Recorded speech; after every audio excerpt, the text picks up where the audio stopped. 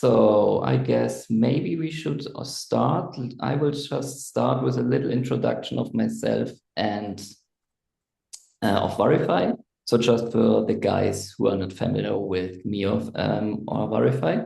So my name is Steffen. I'm CEO of Verify and doing conversion rate optimization for more than 12 years now. So quite a while. I think Julian did it similar or is even longer than I am in the sector of conversion rate optimization. And yeah, so Verify is an A/B testing platform. It's not just a Me Too product. Instead of just having another A/B testing platform, we are focusing on one source of truth. We want to have an affordable A/B testing platform, and this means we don't have an own tracking because all this tracking requests cost a lot of money. We are focusing on seamlessly integrating our A/B testing platform into your web analytics tools. In this way, you just have one source of truth and have the one trust source. Yeah, so I will pass the ball to you, Julian, and it's very great to have you here today. And I'm really excited to learn more about A/B testing for lead gen. Yeah, thanks for inviting me. I'm Julian. I'm the CEO and founder of Conversion Boosting, and we've been doing this since 2013, I think, so a long time too. And we have clients that are online stores, but we have also more than half clients who are actually doing lead gen. And on LinkedIn, there's so much material, so many posts about online store optimization. For lead gen, not that much. So that's why I would like to share today some of our insights from our more than 10-year of experience with lead gen clients. Quick agenda today. First, I want to talk a bit about what pages you should test on. It's not that easy, like an online store. Then I have prepared quite a few test ideas, hypotheses, and the underlying research for landing pages, for your pricing pages, for registrations, and for lead processes. And in the end, Steph and I will talk about a bit about how to track conversions in the best way. It's also a bit different than online stores.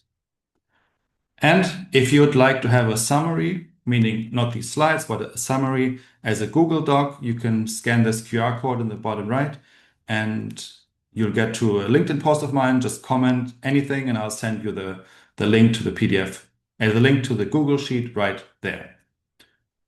But let's start with the question, where should you test? On what pages should you test?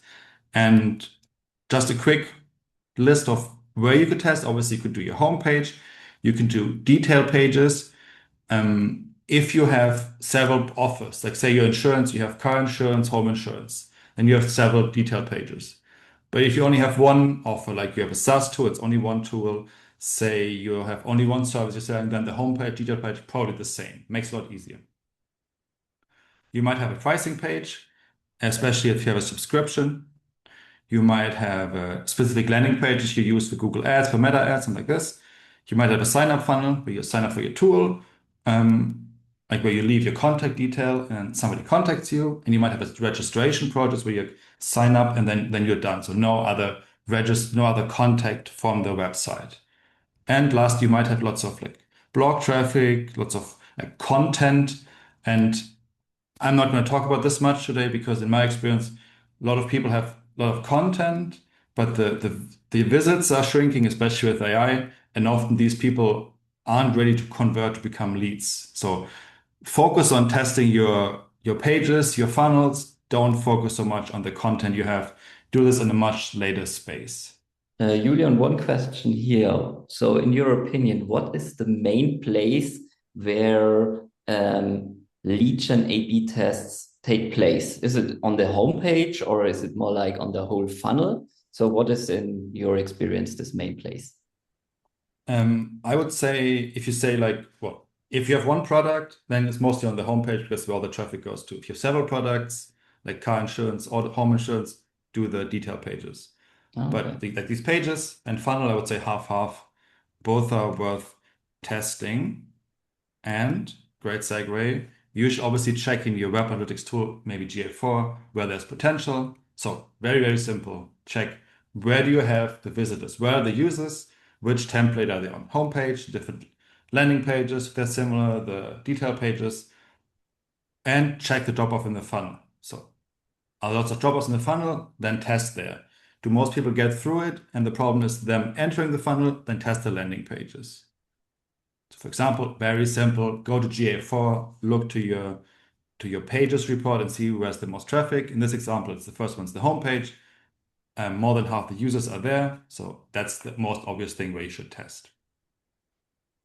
And in the funnel, if you have GA4, you can most likely your funnel reports don't work out of the box because they're made for e-commerce sites. So make your own funnel, make a funnel exploration, and then turn it into a report.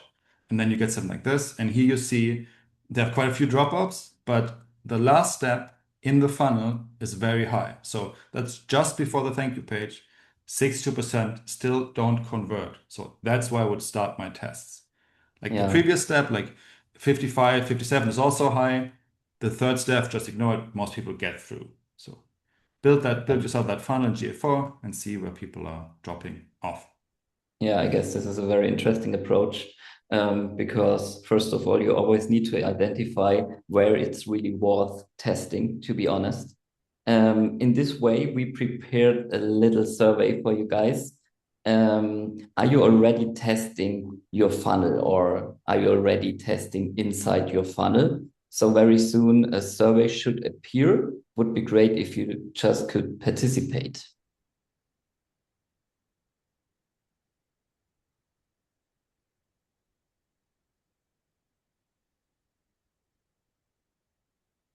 Okay, survey is ending soon. Thank you for giving your answer. We'll end the poll. So 75% of the participants do not test in the funnel yet. So this is very, very interesting, Julian. What do you think? Well, definitely worth doing it. I mean, landing pages are most probably easier, especially don't have too many developers, but within the funnel, definitely worth testing too if you check whether in GA4 there's actually the high drop-offs. Yeah, you should definitely do it, even though it might be a bit more complicated. You need developers. And another approach I would recommend is like, say you don't know where you should run a test. You don't know, should I do the homepage? Should I do it on the funnel? An easy thing to do is run an AA test, because the idea is you want to know how many people will be part of the test if you start it.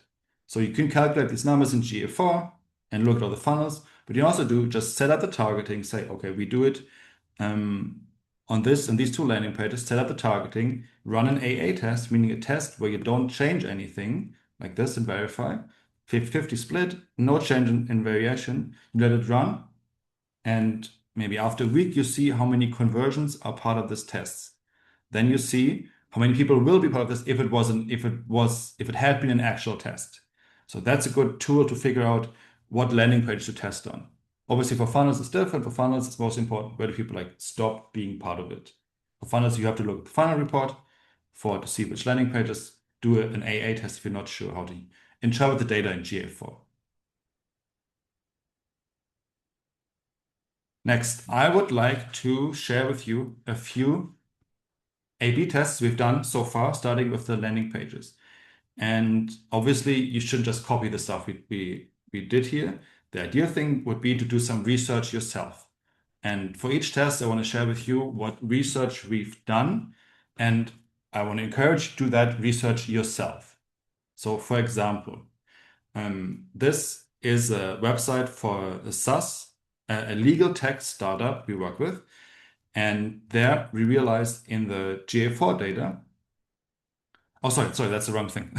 There we talked to the customer service and the sales team, and they said a lot of people really appreciate that we call them right away, that we call them within 10 minutes, 15 minutes, an hour, and they're really happy with it because they have a legal problem and they want to have it solved soon. So that's why we thought, and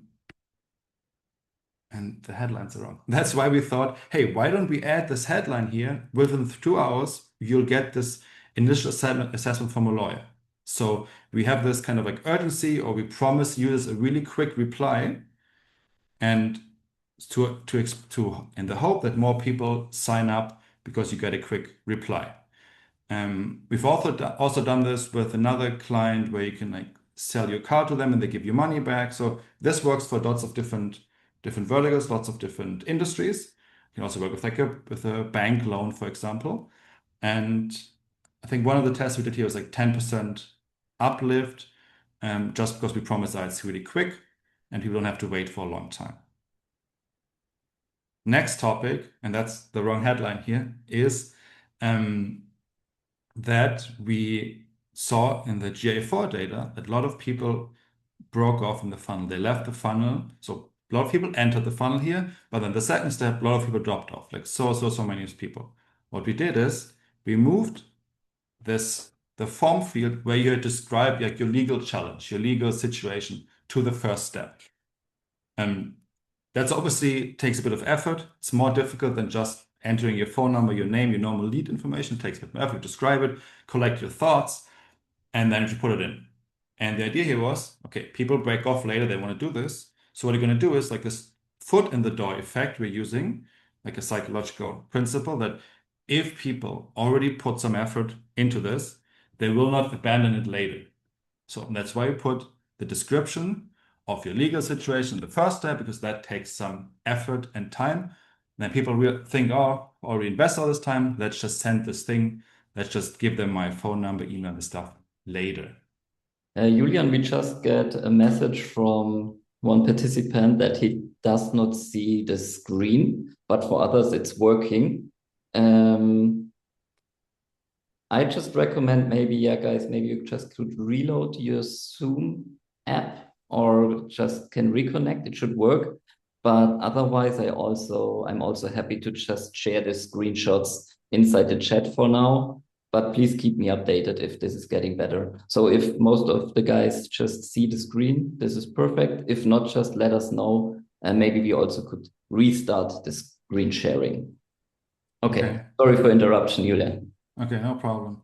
All right, that's too bad here with the headline. It's a bit confusing. Obviously, here it's about getting the foot in the door, and the other ones was the quick reply. Yeah, this is a really nice concept. I guess in this way, you also have a little bit more call to action here, not just having this button. You also have the concrete relevancy here to just enter your issue, and it also feels like it's more relevant for me. It also feels like I will get a quicker answer, I guess. Yeah, I mean, it looks like a bit of a chat message, which obviously it isn't. You will still get an email. Yeah. So highly recommend seeing if you can move some elements further in the funnel, like maybe like just ask them the email first and then see maybe they do more of this. But obviously this is like the best example because it needs some bit of effort explaining this. Yeah, it's All really right, cool. next. And I guess it's also not too complicated to set this up, maybe even as a kind of even if it's just kind of a fake door test, maybe if you just want to figure out if really people will enter messages here, do not have this very long running times, but at least to get a feeling if people are willing to enter stuff in this chat or in this form field. I think this is really worth evaluating on this. Yeah. What we've done this technically is we added this field. When somebody clicks on it, we save this into local storage or session storage, and they go to the next. If they go to the next slide, not my slide, but if they go to the next step, then the previous info field will already be pre-filled from the previous step. So technically, very easy to do. Maybe takes half an hour max. Yeah, this is really clever. So if you already have the process afterwards anyway to collect all this input of the users or the user's input, then the version or using the locals or session storage is really smart and clever. Yeah. Have you guys done something like this as well? So here we have a bunch of participants. So feel free to just share your stories about that if you have this. I'm really interested about that. But yeah, feel free to continue, Julian. Yeah. So next test, the research in quotation mark there was the client told us, hey, we pay lots of money for this like TIFF seal, which is the the people that do the yearly car inspection in Germany, but obviously they have this like halo on their brand and they're like very trustworthy and they kind of maybe take advantage of this because it's very expensive to have these seals, these icons from them. And the client asks us, do we actually need this? Any effort? Because they're kind of well, we're already a well-known brand. So the question is, do they need this? Do they have enough trust? And so we did, obviously the thing, we just removed this. And with the verify what you see is what you get editor, very simple, click, remove, done. So highly recommend doing this test. Of course, you have to do some like meetings before with like this bit of politics. Can we get rid of this? How long is the contract? Do we want to do this? Does this get used maybe in offline material, stuff like this? But the actual A/B test, very easy to set up and highly recommend. Here turns out no influence. And then the client decide, okay, let's not to have this thing any longer. Let's save this money for the next year. I think this is super relevant because I also already was involved in a lot of projects where companies always ask themselves, is it really worth paying thousands of euros, 10,000 of euros for a trust logo and a Yeah. speculative one? And I really love this approach. Just test it and figure out if it's worth. And if you don't see any change in the user behavior, yeah, just get rid of Yeah. it or maybe replace it. I really think that it's totally worth it and it's a no-brainer, right? Especially if you have a big brand. If you just like, if you're more like an unknown company, maybe it might work. But if you're a big one, definitely try it. All right, next one. And that's another like call to action from me to you to talk to your customer, to customer support, talk to your sales team. Because the sales team said there for this loan company, people ask them, so what can we use this loan for? Can we use like to refinance? Can we use it to book a holiday? Can we do to pay our rent? So a lot of use case, like can we use this or are there limitations? So and then these are lots of questions brought up to the sales team, and we said, hey, let's replace this dumb image of smiling people with like actual list you can use this for. And so these are the things that people mentioned to the customer support, and then we added this to the replace the photo with it, and on mobile the same, of course. So talk to your customer support, very, very, very important. Um, you can also, if you don't have customers, you, for example, you can do an on-site survey on the thank you page. You can ask people, hey, what was something that would have stopped you from filling out the form? Or you can ask people here on the page, what's stopping you? So obviously, customer support is not the only way. There's lots of other ways to do that too. And you can ask people that, or if you have an on-site chat, what are people asking there? So just ask people, get hand of that data. It's not that difficult. And last test for landing page I would like to share with you is what we've done a few times now is if you have a kind of like a novel idea, if you like, say you're selling car insurance, everybody knows what car insurance is, right? Say you're selling a moving service, everybody knows what that is. If you have something more innovative, something more unusual, you can compare yourself to the alternatives. So you can compare yourself to actual competitors. Like everybody knows these SEO pages, I don't know, like the SEO tools, like Systrix, SEMrush, they compare themselves to the other tools, and of course they're always the winner. Maybe not the most trustworthy thing. But if you actually have something different, you can compare yourself to the competitors with a table like this. And then you can really like, implicitly communicate how you're better, what makes you different. You can explain your whole offering. So don't do this. Like if you just have a generic thing and don't have any differentiation, don't do it. But if there's something maybe really different, you can educate people how you are different from other people, from actual competitors, but also from like other categories. Julian, would you recommend testing this as a standalone landing page, or is this also a part inside your conversion funnel?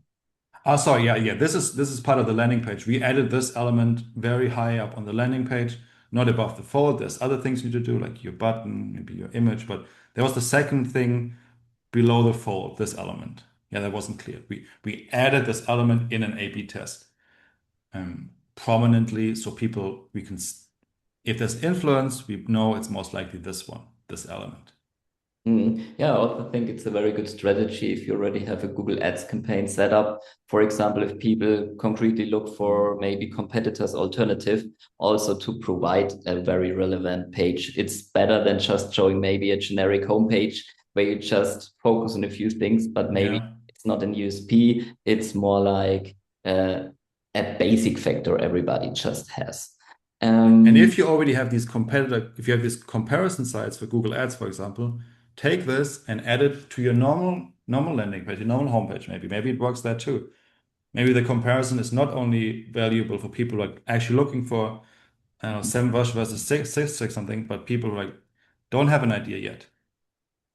Yeah, very good point. It's always a good thing to do, to be honest, uh, reusing elements you already have. Because if it's already well proven on one page, not all of the users see all of your pages, right? A lot Yeah. of those do not see this maybe specific element, just maybe reuse it on other visited pages. Yeah. Julian, there are questions coming in. I would Okay. love to ask you.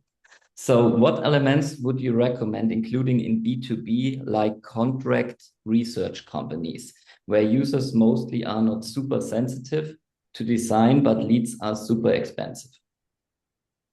Well, my first thing would be if you're in B2B, the chance that you can A/B test are unfortunately very low, I think. Anytime the leads are very expensive, it's a sign for high competition and a lot of money to be spent, so there aren't that many people around. That would be my first thing. If you're in B2B with very expensive leads, you probably cannot A/B test. You should do other ways optimizing your page. You do a bunch of research and then just change the page without the A/B test because you can't test it. We have one of our clients is eRecht24. They do it's a legal tech company, and they're in B2B, and we do A/B testing for them because they have so many leads and sales. But for most B2B companies, they cannot A/B test. Is the unfortunate answer. So everything I'm explaining here is for B2C lead generation, unfortunately. So you see the restriction here because of the lack of traffic, basically, right? Yes, there's not enough conversion to get statistically significant results. If you say in your testing tool you have like 20 conversion versus 30 conversions, it's most likely due to chance and not because of difference in the variation. So you need more conversions to do that. If you don't have that, do the research I've been mentioning here, like do on-site surveys, talk to your customer support, read your customer reviews, talk to your customers, look at GA4, look at session recordings, do all these things, and then skip the A/B test and build the page whatever you think is best. Just it's a waste of time to do this additional A/B test if you don't have enough conversions. I Everybody hope under 100 conversions a month, don't do it. Definitely don't do it. Very clear, so. don't do that. The question appeared again. So, how many conversions one need in which time frame for A/B testing? Well, I mean, everybody has a different idea. I would say if you have 800 and 1,000 a month, it can make sense. It makes sense. Then it's like worth it. But say you have, yeah, say 500, probably not worth it. You just have to have very long A/B tests with very big differences in the variations, and that's just difficult in lead gen. Would it help to increase the time of the A/B test to get more insights, or make more drastic A/B tests to see the difference for B2B? Is Yeah, another. more drastic change is the right answer. Longer is difficult because then cookies get deleted. There's lots of interference with the test if you let the test run too far. Just skip the A/B test and do the other research. Invest more time and money in the other research. Yeah, so I just can agree. So, long story short, you should have a significant amount of conversions. So if you have 30, 50, 200 conversions a month, this is really a little bit too less for having significant results. If you really want to have results for this little amount of traffic, you would need to have an increase by 30, 40, 50% in your variation to really measure a valid and significant result here. So I guess this is the right word. You really need to have drastic differences in my point of view. And this means your variation really needs to have the potential to drastically change the user behavior. It's not just a drastic change, it really needs to change the user behavior drastically. And your website is probably not that great from the beginning if you can change it 50%. Exactly. That's a very good point. Yeah. So let's go to the next slide and let's learn B2B. Very hard, very hard. As I said, we have only one client where we do A/B testing for lead gen. And that's because they're the market leader, high SEO visibility, lots of traffic, lots of conversions. And we optimize on leads, not on sales. All right, pricing pages. That's obviously not relevant for everybody. If you just do lead gen, like actual lead gen, just get people's contacts, call them, pricing not that relevant for you. That's why I'm just going to have two examples with me. First one is, this is from a classified client of ours, and they say you can promote your ads.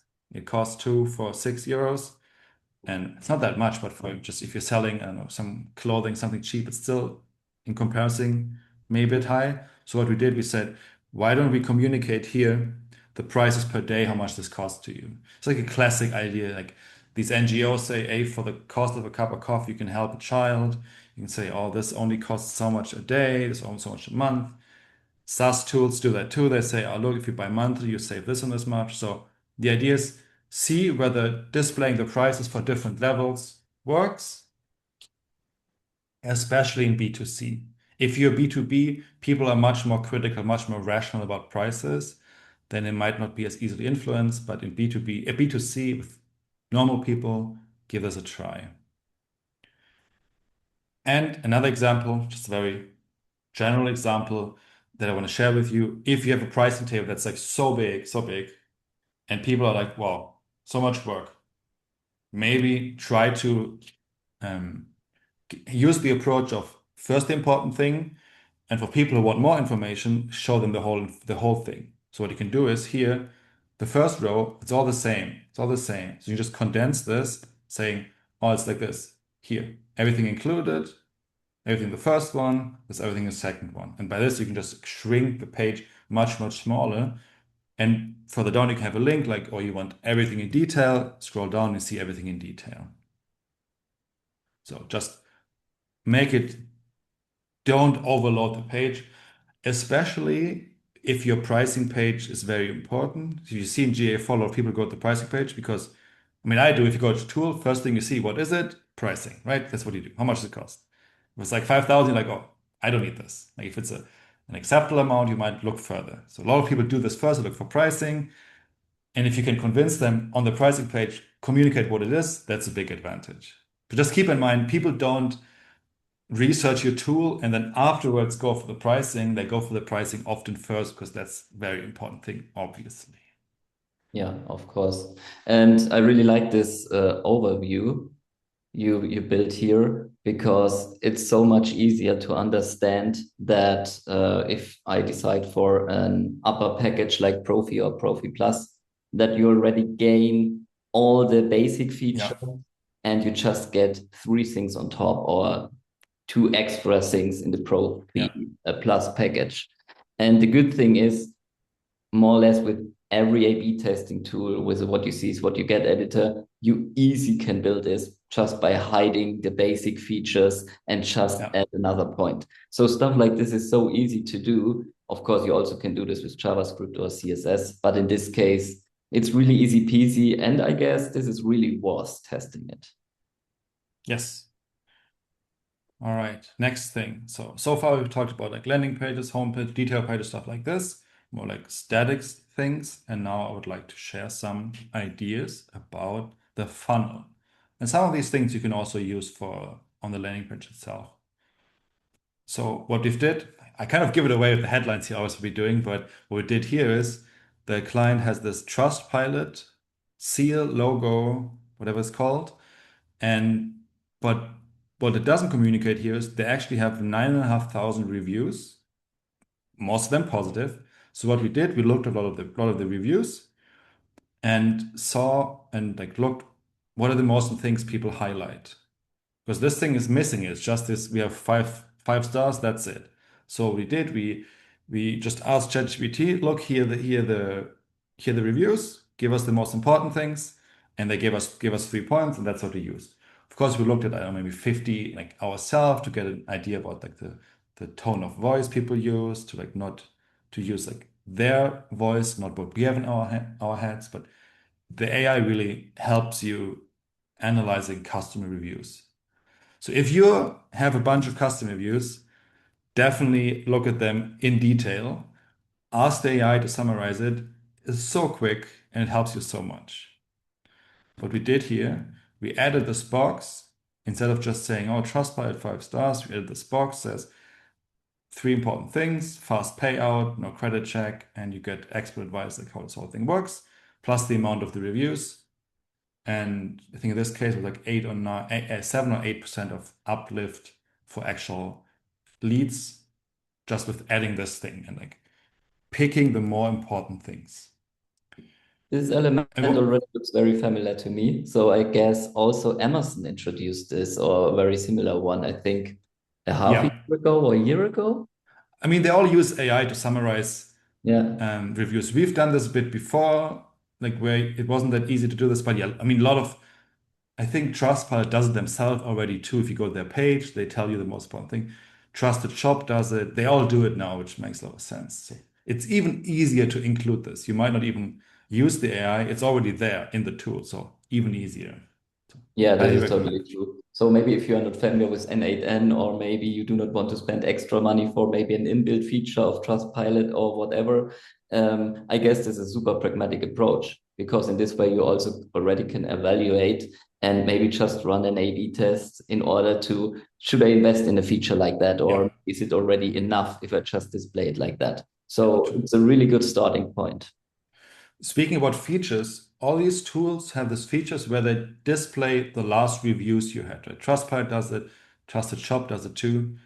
We've tested for quite a few clients to replace these dynamic reviews with static reviews because, like, if you're honest, most reviews are like, "Oh, great, thanks, five stars, would do it again." It's like always very nothing. There's very little content. And the more interesting reviews are always people that highlight specific things that make it more credible and where you can see yourself in people that wrote the reviews. So instead of using these widgets that pull the last reviews that are just generic and are not really like they seem they don't seem fake, but they don't convey much meaning. Mhm. Select 3 or 8 or whatever actual reviews that are meaningful, that are specific topics, and replace these reviews with a static HTML. We can also do it with Verify pretty easily. And we've done this test and it works, I think in all cases works well. It never had a negative effect. Wait. So you might have replaced these reviews sometimes because they might be old, and it's obviously good to have newer reviews, but you don't even have to put the date on there. Mhm. Yeah, it's a very good learning. It's also a nice thingy to Yeah. consider in the A/B test. All right. Next thing, as I explained before, we have always look at the drop-offs in the funnel. In this case, the last page before the thank you page had large drop-off, as I showed before. And what we did here is we said, why are people still dropping off? Like maybe they don't want to give you your information. Maybe they don't want to give you your phone number. Okay, can't do anything about this. You want the phone, you want the email. You can't contact them otherwise. That's it. But maybe they're worried what the next steps are because this is a client that's not that obvious how it works. So we included this bar here. These are your next steps. And on the right side is when this layer is open. So this is all the variation. The control doesn't have anything like this. This variation, and then if you open it up, which quite a few people did, then you have the next step. So we'll call you, and you have to go to our branch, and then you get the money if you need it very, very quickly. So this is another way of approaching this like uncertainty what the next steps are. And another thing for to like maybe create more trust is that you can show who's going to take care of you? Like you send your lead in, and anything that's a bit more like problematic. It's like a fine example. You need money, you need a loan, and we say, okay, this guy, this manager in Munich, where you selected before where you live, he will take care of you. He will make sure you get the money, all those things. So kind of like a personal touch. It's not just like an anonymous machine that does all like the risk assessment, but it's like an actual person. Why don't you trust this person? Give us your infos and we'll contact you. And this was also a positive effect. I remember this one, explain the next steps, no Mhm. effect. People apparently didn't care what the next steps, they just wanted to try it out. This one did have an effect, and more people signed up because they saw this person. And then you can learn, you can like say, oh, if like your one like contact person works well in the funnel, why don't we show the whole team on the landing pages for the different branches? Why don't we show what branches we have? So you can like develop new ideas based on on this current one, like develop it further, see what new ideas worked. Julian, how often have you already tested this kind of thingy with adding trust, personal trust, emotionality into the funnel? This one, Yeah. I would say maybe 3 times only. Okay. Often it doesn't work that well because you don't have like one specific person. Like say, I don't know, if it's like you're a non-profit, there's no way like specific that takes care of you. Hmm. What you've done is like, for example, a non-profit, you test like testimonial of famous people and like added their faces, like and say, hey, you can trust them, we trust them too, stuff like this. What But is it's working very better in your opinion? Showing a generic stock photo, maybe of a person which is smiling, laughing, whatever, or really an honest, a real shot of a no, person. no, it's always the real people. It's always the real people. I mean, with AI, I'm not sure, but I think a lot of people are used to these. They know what stock photos look like, and they're, I've seen this person before and it looks like fake, and especially if they're smiling. Like, say somebody has like, I don't know, like a polo shirt with like a logo here, that's much more trustworthy than these stock photos. Yeah, I agree. But with the whole AI thing coming, I'm not sure. With AI, you can create nowadays like such realistic photos that don't look like stock photos. Yeah, good point. Um, I think, yeah, for one of our clients, we even used AI photos of like people who would take care of you because they didn't want to show the actual people. Hmm. Um, yeah, so maybe not the most ethical thing to do, but that worked too. Have you ever tested it with famous people? This is a question from the chat. Well, yeah, we have a non-profit that's very big, and they have a lot of celebrities that endorse them. Of course, it's a good cause, and that I don't think that I remember. I don't think that was the most important thing. What works better is always showing where your money goes to, because like in the funnel, you don't have that much space, especially on mobile. So you can say, oh, like here's 5 celebrities. They're saying, oh, look, we're great, we are. Or here's like, hey, if you spend 100, if you donate 100 euro, 5 children get this and this service for them, and that often works better than these celebrities. Because these celebrities aren't like, it's not like the most famous people. It's like maybe it's not like Heidi Klum. I don't know who's the most famous person, but like it's not like A list. It's maybe like B list or something. It's Mhm. not like wow. Um, all right. So let's continue to just now was more about like sending in your lead, somebody will contact you. Now it's more like you sign up for a project, for a product. That's why I call this registration.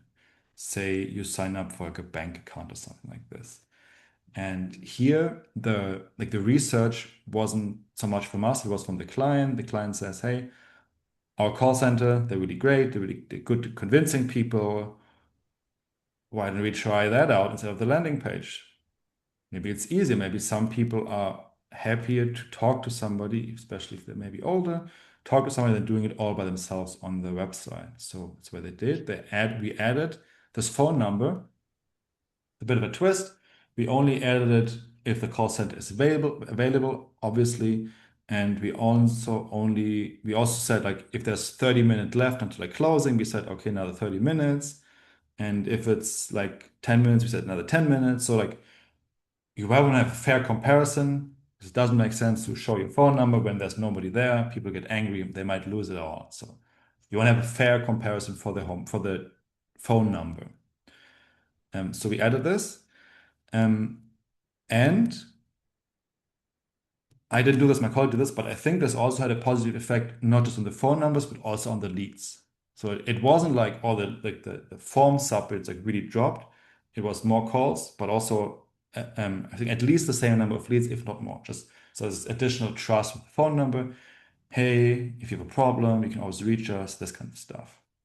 This is a very interesting one. And I guess call tracking is very underrated Yeah. in the sphere of A/B testing, as just consider you're doing a lot of changes there, and maybe you declare winner just based on the A/B test results in the tool.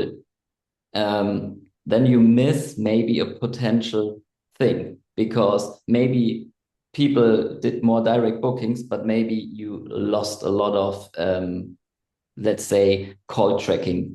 bookings, so bookings via calls. So that's why we also prepared a little survey for this. Would be great if you also could participate, guys. Do you already have experience with A/B testing for call track? And I'm going to talk a bit more about this later in my slides, but the general Okay. approach is, oh, the All of answers the are pretty clear. participants say no. This is Okay, very everybody says interesting. I no. will end the poll Okay, now. okay. I mean, this is pretty complicated. You need different, like, you can do it different ways, and I'm going to talk about it later, but you can just, if you have additional phone numbers, just put the variation one phone number, and variation and control one, variation one.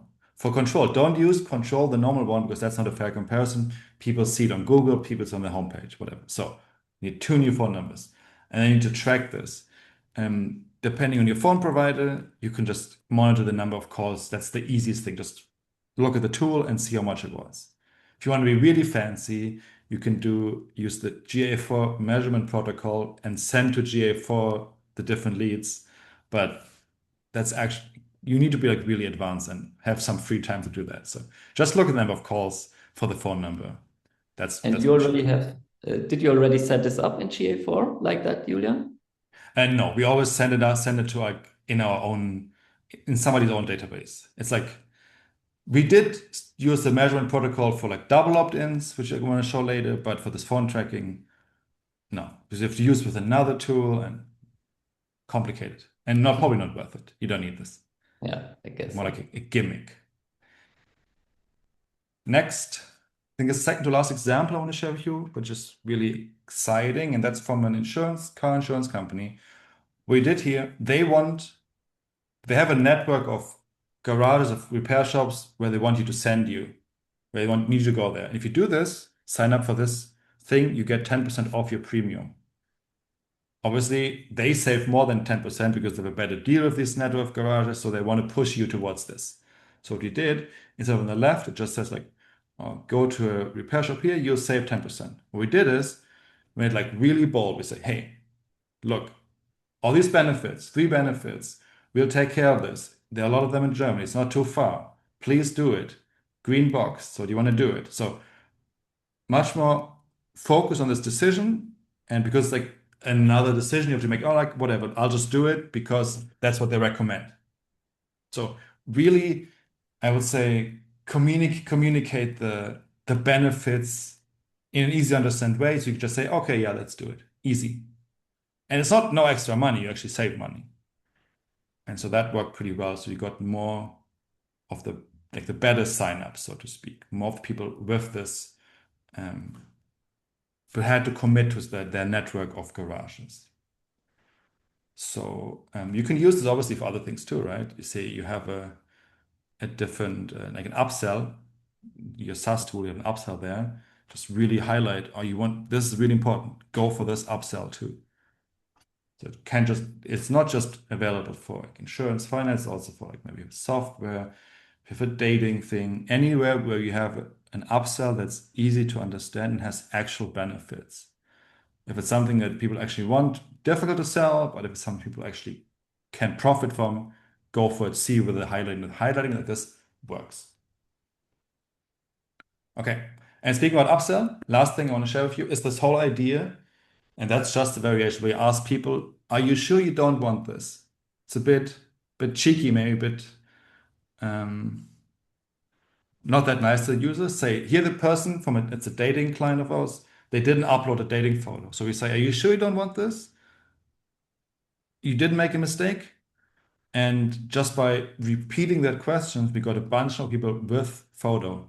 And that wasn't even with additional like information. It wasn't like, oh, you get more contacts, you get found more often in the search results. It wasn't even, there was nothing rational. It was just, hey, you sure you didn't forget this? And this worked really well. And this approach you can also port to other things. Like, you're sure you don't want the more expensive insurance. You're sure you don't want this upgrade. You're sure you don't want this. Of course, always with a risk involved, because just uploading a photo doesn't cost you anything. But getting the more expensive version of the software actually does cost you anything. So people might be like, oh no, leave me alone. They might not buy at all because you're like so annoying to them. Yeah, so you have to see whether it's worth the risk. Ryanair and Booking definitely don't think it's risky because they do this stuff all the time. Like asking you, you sure you don't want this? And you have to say, no, I don't want this. So it might turn like some kind of like dark pattern thing where you like cheat the users. So don't do that. Do like a more neutral one like we did here. Yeah, I think this is a fair point. You mentioned dark patterns. Very often, this stuff is very highly discussed. But also, in my experience, if you be fair and you just ask maybe again, because maybe it wasn't clear before, that maybe you also will face some disadvantages with some specific decisions. I think it's a fair point testing it. But of course, we also want to make sure to do not annoy our users. And of course, this is a very tricky one, but that's why we should run A/B tests, Yeah, that's why right? you do the test. Exactly. I mean, you don't measure how people are annoyed, but who cares? If they sign up, they're going to forget this little annoyance here. Yeah, I also know there are some ways that you also could measure the NPS, for example, Okay. after a specific booking process. So if you maybe include this kind of measure points inside, you also will get maybe qualitative answers. But yeah, so there are a lot of things to do, I guess. Yeah. So that's the end of my list of A/B tests. And I want to stress again, do the research because the most annoying thing in A/B testing is doing a test where you knew from the beginning it could have never succeeded. And that's two things. First of all, not enough conversions. And second of all, if it's like the change is too small and you have like no research to back it up, you just want to, I saw this in LinkedIn, let's do it. No, do the research first, see it's promising, and then do the test. So I recommend you talk to your customers, talk to your team, do surveys, do session recordings, which I haven't mentioned here, and maybe do remote usability tests if you have the time. Set up more advanced tracking with GA4 in the funnel, how people scroll, how much time they spend on stuff. Understand it more, especially if you can't A/B test, then you have to do it even more. If you do test, do it also. Yeah. And one very important thing to add is you also can connect all of your tools together very often. For example, you could connect with your A/B testing tool, your qualitative insights tools like Clarity, Mouse, Flow, Hotjar, whatever. In this way, you can filter by experiments and variations, and you can gain even more insights. So, what are the maybe the new elements, the old elements your user interacted with? Also like that you can gain a lot of learnings. So I always recommend doing this as well. Do you agree, Julian? Especially session recordings. Session recordings, if you integrate the tools, which is not difficult, then you can look at the variation and the control separately. And what we always do, what a lot of people don't do, I think, what they should is when you start the test, go into Hotjar, go into Clarity, look at the session reviews for the variation, and we look at 20 or whatever, and see if there are any bugs. So it's an additional layer of quality assurance where we can still find anything like buttons don't work, images are broken, additional tests, especially if the stakes are high. So definitely recommend this additional layer of quality assurance through the session recording tools. And for this, you have to filter. Always, you'd only want to look at the variant, so you have to integrate the tools, which Yeah. Clarity is very easy, I think, to send the variation into them as a tag. Yeah, usually it's very easy, and at least the A/B testing tools I know more A/B testing tools than just Verify, of course. You just need to do it with one click. So usually Yeah. you just activate it, and then the events already are there in your qualitative insight tool. All right. And for the last minutes, I want to share a few more theoretical points. And the first one is, so do leads actually turn to sales? And the problem for A/B testing is, so say you have 10% more leads. Are those like the good leads that also convert, or are those the bad leads that don't, in the end, might even have fewer sales? So the primary metric will always be the number of leads, but you should also check if there's a negative effect on the sales. How do you do this? The best way is to save the test variation into your CRM, like Pipedrive, HubSpot, Salesforce, whatever. Add this an additional field to the contact, and then see after your buying cycle is over. After 30 days, people leads normally converted. After 30 days, you look into HubSpot, give yourself a report, the number of sales with control versus variation, and hopefully you'll see the uplift in number of leads. You'll also see the uplift in number of sales. Of course, you still have to look at statistical significance, and often that's not possible because you have obviously fewer sales than leads.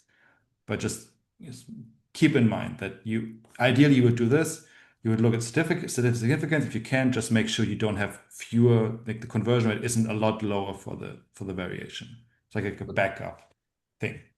It will always be the leads, the primary metric, because you have to end the test somewhere, at some point, and you can't let it run like 2 months because the buying cycle is a month. So you have to optimize on the leads and just like safety procedure, safety mechanism to also look at conversions. Yeah, I think that's a good point that you mentioned the safety mechanism. At least it should not be contrary, right? So you have a high uplift in the leads, but the sales is a drop. I guess then you always should double check, right? Yeah. And that's a pretty advanced thing, right? If you only done, I don't know, 3 tests with lead gen, focus on getting more better tests, do more research, do this, come to this back later. It's not like you have to do this in the beginning. Yeah. Next thing is if you're doing double opt-in, which a lot of people don't. I mean, legally, you can only contact people if they clicked on the button, say, yeah, I want this information.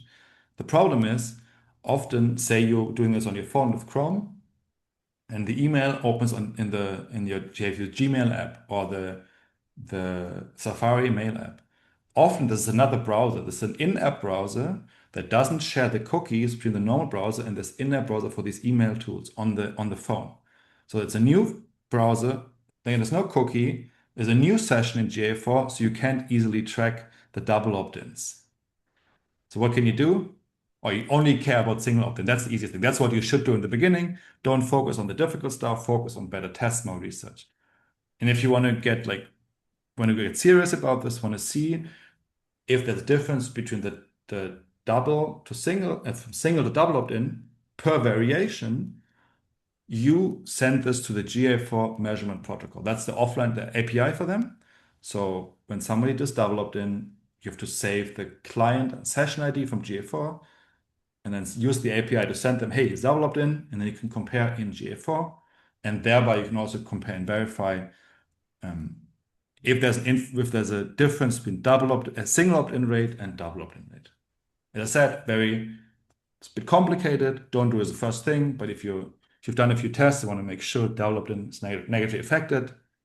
to set this up to. And lastly, second to last challenge is call tracking, what we discussed before. You can track calls. What are you going to do? You have two options. You use different phone numbers. You can just get these phone numbers and like have a system that you can track calls with like a proper phone management software. Or you can buy like an actual tool that does it for you. Or you can just assume that the number of clicks works as a proxy for the number of calls. So then you need to know if people click on it, how many people actually call.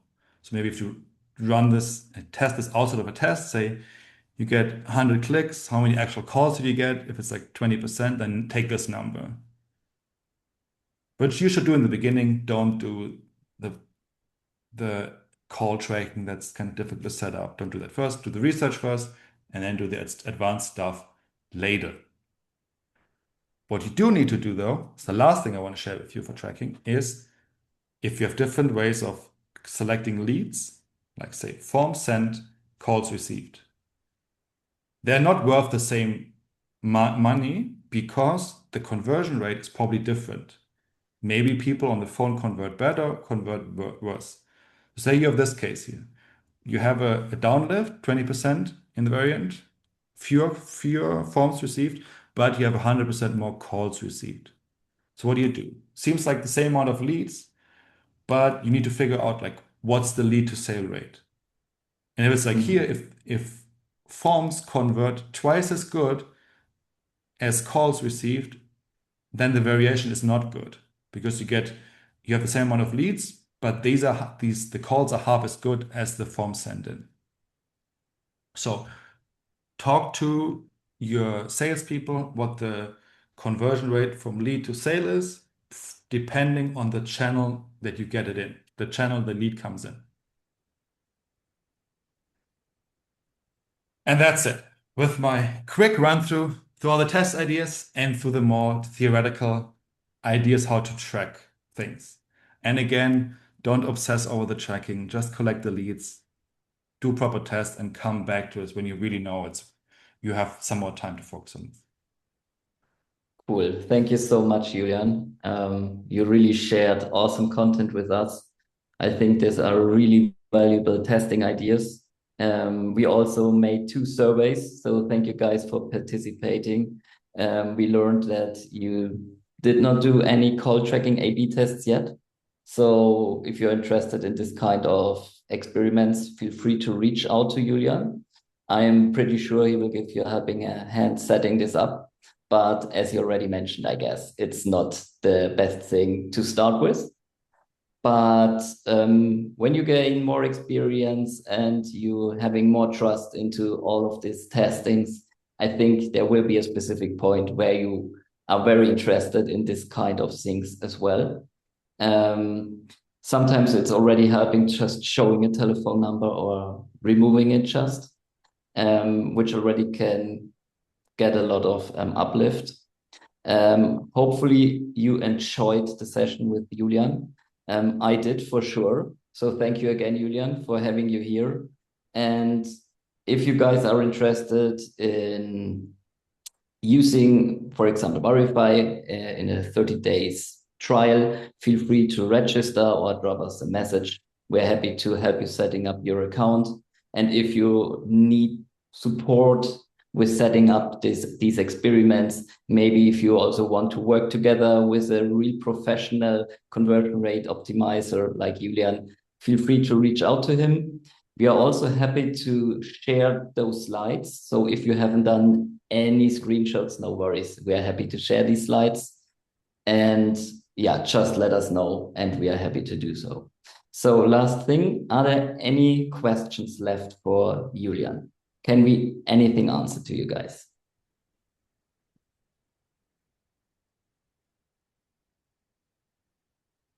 I don't see anything. If there aren't, then my last thing to say is if you can't A/B test because of too few conversions, we can also help you setting up the page, improving your pages based on research, expert opinions, stuff like this. Obviously, A/B testing is the best way to optimize, but if you can't, less other ways. Really last great words. Thank you so much, Julian. Thank you for joining. And guys, enjoy the rest of your days and hopefully see you soon in our webinars. Bye.